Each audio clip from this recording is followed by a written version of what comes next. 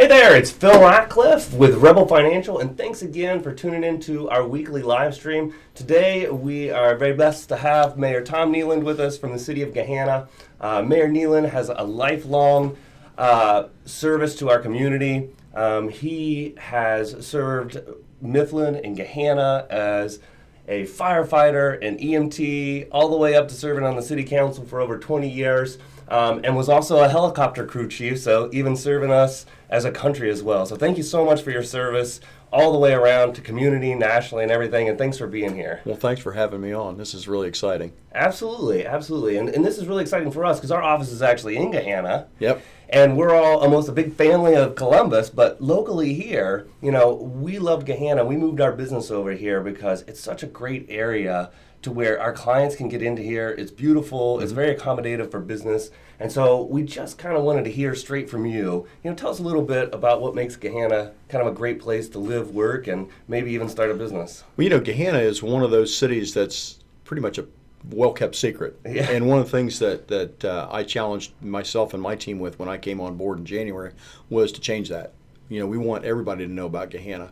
And one of the things that most people are aware of in Gahanna, when you ask people, what do you know about Gahanna, is obviously the Creekside development in Old Gahanna, which is a big entertainment district. But there's a lot of other attributes that we have in the city that include things like our bike paths, which we've invested a lot of, millions of dollars in developing our bike trails and parks and things like that. And we have many community groups. One would be the Gahanna Convention and Visitors Bureau, which I think everybody's pretty aware of. They're the ones that sponsor and host the Gahanna or the Creekside Blues and Jazz Fest, which is every June. Which is it's a 3-day event, and it draws just thousands of people. So it really begins to get the word out about the city and so forth. There's other attributes that we have that. I'm very proud to say, and I'll go on record to say, I believe that we're probably one of the most diverse communities in Ohio. Yeah. Just based on who we are, what we are, the people that have made Gahanna their home, and just the all-around community that we have here. Absolutely. I mean, it's so nice around here. There's always new businesses starting up. We've got new developments going on. And not to pull out any negatives, but I don't hear about anybody getting shot around here, every other day. So it's a nice community where people care and businesses are thriving. Well, and we really love our business community. And thank you all for being here as a community partner. One of the initiatives that I brought with me after, like I said, I'm 40 plus years in the private sector, is that we need to know who our customers are. And folks like yourself and everybody in our business community, we consider customers. And we need to know who they are, what they do, and what their products and services are, so that we can help them be successful. And we have one of the best business communities I think I've ever seen. Awesome. Well, you were telling me you were trying to make your way all around to the different businesses, and you said you were on 500 and something. And I was like, how many are there? And you're like, 17,000. I was like, woof, got a lot to do. I wish there were 17,000. We have 1,700. 1,700. Okay, yes, and we've been to about 110 businesses so far. So I'm silly off on the numbers. But that's, it's still a lot. Absolutely. When you think about Gahanna being a 12 square mile city, it's not a real large geographic city, but we have some very important areas in our city, like where you all are here in this business complex. Very important to the city for the health. Absolutely. We like being over here. We got our neighbors from OSU, and then right across the street, Kimba and Hickory House. We just had our holiday dinner there last night as well, too. It's a wonderful place. Yeah, we appreciate almost the camaraderie of everyone. We had even some of the nurses come down from OSU to come visit us at our open house yesterday. Well, some of the neat things about Gahanna, too, and I don't think we've done a good job at marketing, is the fact our proximity to Port Columbus, in conjunction with the proximity to I-270, 670, the fact that we're only like 3 to 6 minutes from downtown Columbus. It doesn't get any better. That's awesome. When I have to fly, I just take that back road right into there, and somebody will just drop me off, and it takes like 3 minutes. Exactly. It's awesome. Yep. So... Well, one of the things I was looking at when we were thinking about getting together to do this interview, and I was looking at your 10-point plan that you had, and one of the pieces of that really intrigued me was that part of it that said that you wanted to implement and maintain a comprehensive economic development plan, that will really help businesses develop. And I wanted to kind of see how that was going or what's coming down the road with that, because obviously that's something that me and a lot of the peers and even some of my clients that are business owners, we love to see when government's supportive of business and how it's really going to help us or help other people that could be partners with us. Well, as I stated, we have over 1,700 businesses in Gahanna, and one of my main goals is to visit every one of them during my term. I actually had hoped to get it done this year, but that's pretty impossible when you have to make arrangements to get in with folks. And the first thing that they say when they get a letter that says the mayor wants to come and see is, "Oh no, what have I done wrong?" Well, really, it's more about us going out saying, "Hey, what can we do to help you?" Because that's our mission, Sure. and understanding who our customers are. Give you a little bit of specific data with the economic development plan that we have.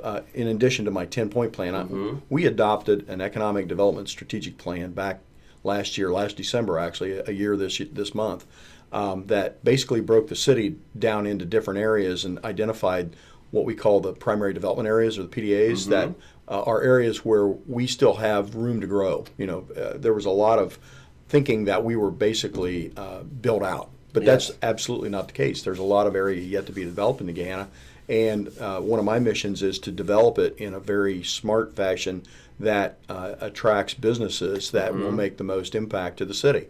And for years, and this isn't unique to Gahanna, but for years, cities would just go out and try to attract any business that would come to the city, right? Yes. We want to do it in a more programmatic way, in a more logistic and strategic way that says, we need specific market segments so that we can provide a specific set of services or allow for services in different markets to be very well done. We primarily focus on things like the medical environment, the medical industry, Sure. education, manufacturing, and several other areas that are very important to our health of our economy. And one story I tell businesses when I visit them is, I give them the example, Marysville. Everybody knows Marysville, right? Yes. Honda, this Honda, great big yeah. monstrous thing that's Yeah. plopped down on the acreage that they take up. Well, Honda is a huge success story. But to us, the real success story are all those businesses that have co-located around Honda that are the suppliers to that. Sure. And the thing that I tell our folks, our businesses here, is that every one of you make up our Honda. And what we're trying to do is understand your business and understand what's going to make you successful so that we can attract the businesses that then will help you be more successful and will help us be more successful. Yes. So I imagine it's kind of a threefold thing when you're looking at that, as like you want to provide services that are useful to the community, and you want to provide good jobs to people that live Right. around the city, but then also good businesses that provide revenue back to the community as well too. So you got to think about all those things, and I would imagine most people don't think about that. Well, and I guess to be quite honest and selfishly, we have to look at businesses that will produce the most from a wage perspective, because we live off of income tax. Sure. All cities around do. Some folks think that we get property tax, but that's really For the a schools. school Yeah. funding scenario, and we live off of income tax. So the better that our businesses do when it comes to payroll, more jobs, that means more payroll, which means additional payroll taxes, which then help us to be successful. But if they've got more employees, that means that they're also succeeding. So we're trying to continue that Absolutely. paradigm of success. Awesome. So another thing that I wanted to ask from you was maybe some of your thoughts about workforce development and some of the job sharing in Gahanna. That's a huge issue. And to be honest with you, out of the 100+ businesses that we've visited this year so far, I would say 95% of those folks have shared with us that workforce availability is their number one issue. Finding the right people. Well, finding people in general. Yeah. The market is really, really strange when it comes to workforce availability, and cultures have shifted to the point where they're having a very difficult time finding folks that can be certifiable, maybe not necessarily where they require a degree, but they need to be certified in specific areas to be able to fit job requirements that are very technical in nature, and be able to function in an environment and think for themselves and be, self-motivated and self-starters and stuff and be very motivated workers. And they're having a very difficult time with that. One of the things that we're doing through these visits is identifying into these opportunities and trying to collect as much information as we can so that we can help to build something local. I mean, we're not going to serve or solve world hunger, right, with workforce development, but we're trying to build at least a plan so that we can be a funnel to take information from these businesses that have jobs available and funnel those out to the correct places so we can actually get workforce to them. So we get the college or the trade schools or whoever to absolutely to put the right people and out. other folks too. The things that we're also doing is every one of our business visits, we invite our school superintendent with us now.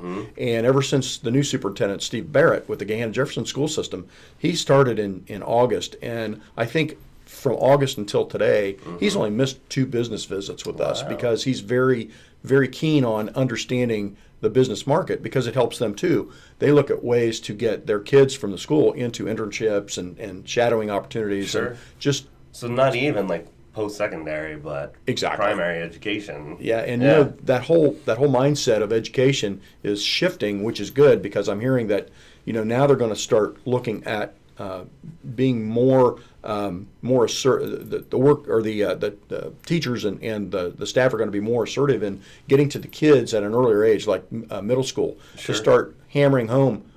Where do you want to go when you grow up? What business track or what career path do you really want to take, and start to show them some of the things that are out there. Absolutely. I think a lot of European countries have done that more to like get people to go on into a track and train earlier, but we've very much kept our Renaissance type thing is that everybody should have a very broad-based education. And I don't know how I feel about that. I'm kind of still in the middle of that because obviously that's the type of education that we had and we've done well. Well, one of the things that's very interesting, and there's data to prove this, but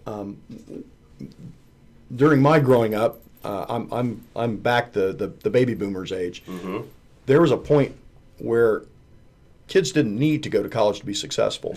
But then that paradigm shifted between me and my youngest brother. It was that quick where kids started being pushed to college because college jobs were where everybody thought that success was going to be.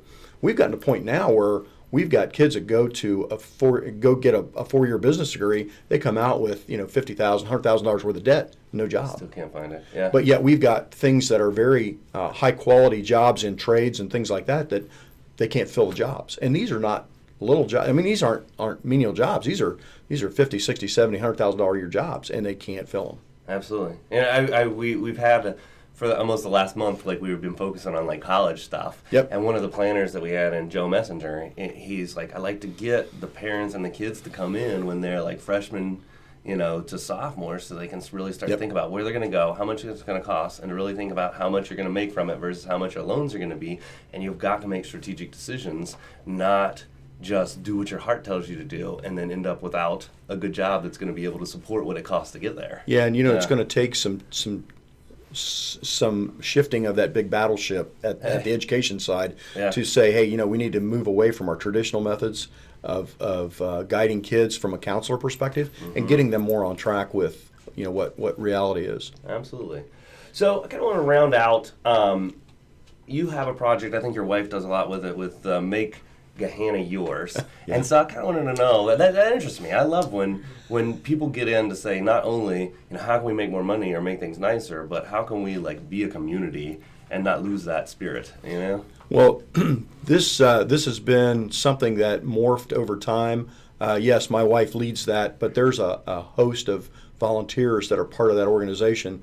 And Make Gahanna Yours is new. It formed in March of this year, and there's probably 20 members so far, and it is a full 501c3 nonprofit group, so that they can actually, when businesses contribute to them, then they have some tax incentives to be able to write that off of their taxes, so that they can, and all the money, 100% of the money that they collect goes into projects that they do. Everybody on there is all volunteer. There's nobody paid.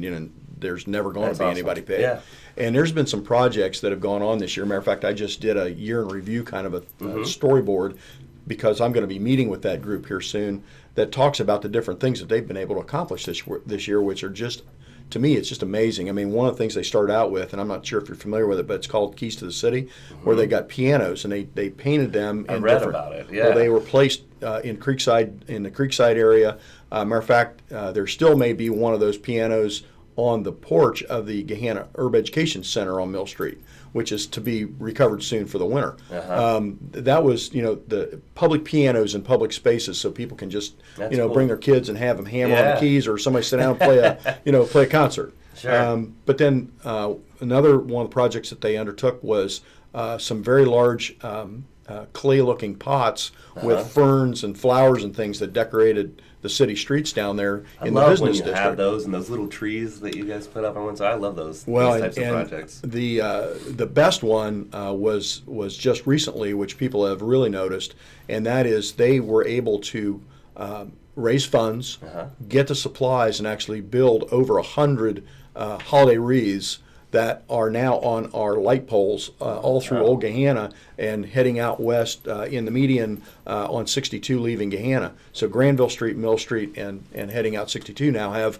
all these holiday wreaths on all of our poles, which the city's not been able to do for years because of And that's awesome. It's good to hear the story behind something like that, because I think a lot of people just assume, the city's doing good, it's just spending money. No, there's people out there like raising the funds themselves and getting this done.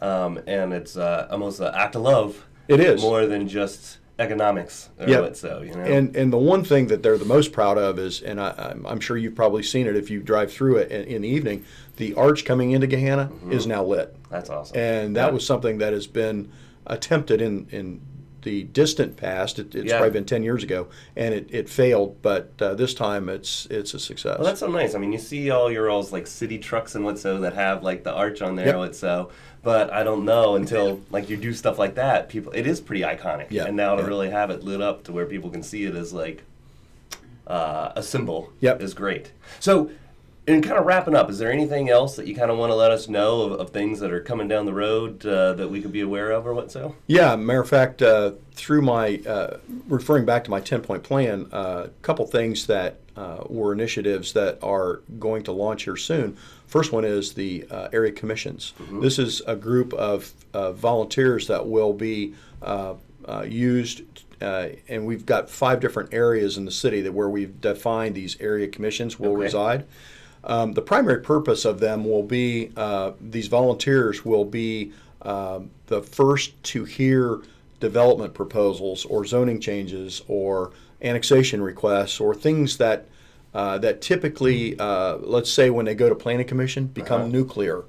We're trying to get those heard early, get feedback from the people, and then get that fed to staff so that when it does go through the process, things get smoothed out so that all issues get resolved way early in the process. Know about it earlier. Well, and get them involved in the process instead of just a notice, this is changing or whatever, and everybody shows up, with the forks and the pitchforks and the torches. So, it's to try to smooth that out so that people have the opportunity to weigh in on some of these things that can be, somewhat volcanic, if you will. Absolutely. Another thing, through these business visits, what we've started, and we've already had our inaugural, is called a CEO to CEO roundtable. And what we're doing is we're inviting the owners, presidents, CEOs, the leaders of companies that we meet with to come to these events.